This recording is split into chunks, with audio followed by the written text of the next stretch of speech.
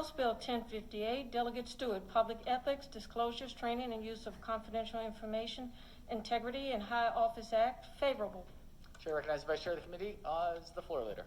Thank you very much, Mr. President. Colleagues, this is a bill that is common sense, increases transparency, and increases disclosure. As you know, we all have to complete annual ethics report. We get involved with trainings on disclosure, and yet our top 5 elected officials are exempt or not covered currently.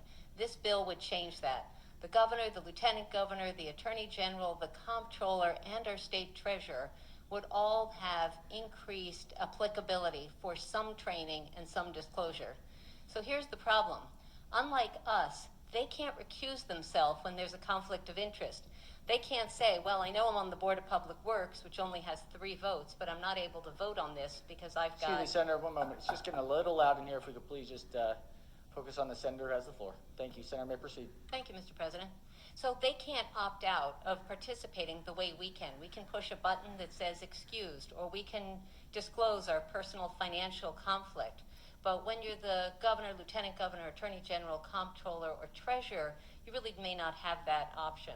And yet we do want to know about any possible financial or legal conflicts. So this bill would include our county electeds, like our sheriffs, our clerks of the court and registers of wills and others, to get the 2-hour training on ethics. It would also require our top 5 elected officials to file the reports, but they would be confidential.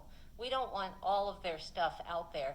They would file it and share it with the Joint Ethics Committee, who would have access to that information where it would stay confidential.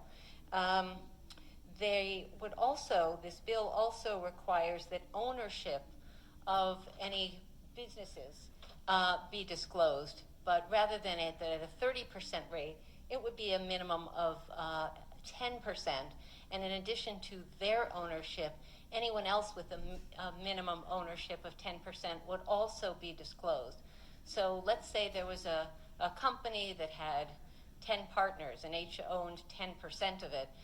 We would want to make sure not just that the elected official wouldn't personally benefit, but that he or she couldn't be doing something for their buddies through this business. So it has a bunch of other stuff. It also reinforces confidentiality of information that someone might have gotten during their tenure, but even after they've left the job, they would not be able to share. So those are kind of some of the key things. It covers quasi-governmental organizations as well. This bill had no amendments. It passed unanimously in the House of Delegates, unanimously in our committee, and I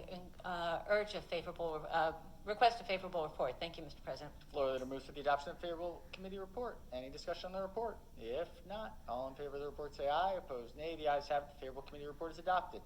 Are there any amendments to the bill or recital?